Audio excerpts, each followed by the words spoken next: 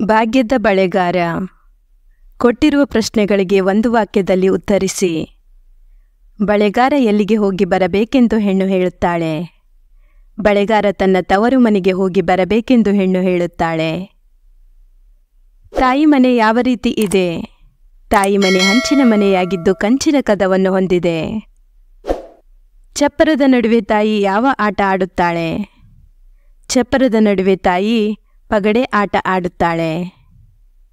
ಹಡೆದವ್ವನಿಗೆ ಯಾವ ಬಣ್ಣದ ಬಳೆ ಎಂದರೆ ಆಸೆ? ಹಡೆದವ್ವನಿಗೆ ಹಚ್ಚ ಕೆಂಪಿನ ಬಳೆ ಮತ್ತು ಹಸಿರು ಗೀರಿನ ಬಳೆ ಎಂದರೆ ಆಸೆ. 2-3 ವಾಕ್ಯ. ತವರು ಮನೆಗೆ ಹೋಗಲು ಗುರುತುಗಳೇನು?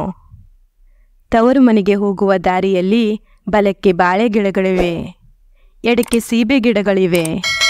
ಅಲ್ಲಿ ಆಲೆ ಆಡುತ್ತವೆ, ಗಾಣ ತಿರುಗುತ್ತವೆ, ನವಿಲು ಸಾರಂಗ ನಲಿಯುತ್ತವೆ. Next one. ತವರು ಮನೆ ನೋಡಲು ಹೇಗಿದೆ?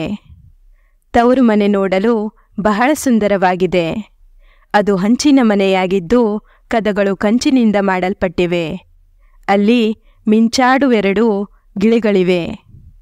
ಮನೆಯ ಎದುರು ಮುತ್ತಿನಂತಹ ಒಂದು ಚಪ್ಪರವಿದೆ. ಕೆಳಗೆ ನೀಡಿರುವ ನುಡಿಗಟ್ಟುಗಳನ್ನು ಬಳಸಿ ವಾಕ್ಯ ರಚಿಸಿ. ಅಡ್ಡದಾರಿ ಹಿಡಿ. ನಾವು ಅಡ್ಡದಾರಿ ಹಿಡಿಯಬಾರದು. ಎತ್ತಿದ ಕೈ. ನಾನು ಗಣಿತ ಲೆಕ್ಕ ಮಾಡುವುದರಲ್ಲಿ ಎತ್ತಿದ ಕೈ. ನೀರಿಗೆ ಹಾಕು. ನಾವು ದುಡಿದ ಹಣವನ್ನು ಎಂದಿಗೂ ನೀರಿಗೆ ಹಾಕಿ ವ್ಯರ್ಥ ಮಾಡಬಾರದು. ಬೇರೂರು. ನಮ್ಮ ತಂದೆಯವರ ಆದರ್ಶಗಳು ನಮ್ಮಲ್ಲಿ ಬೇರೂರಿದ್ದಾವೆ. ಮೈ ಬಗ್ಗಿಸು. ನಾವು ಮೈ ಬಗ್ಗಿಸಿ ಕೆಲಸ ಮಾಡಬೇಕು. ಧನ್ಯವಾದಗಳು. Don't forget to subscribe.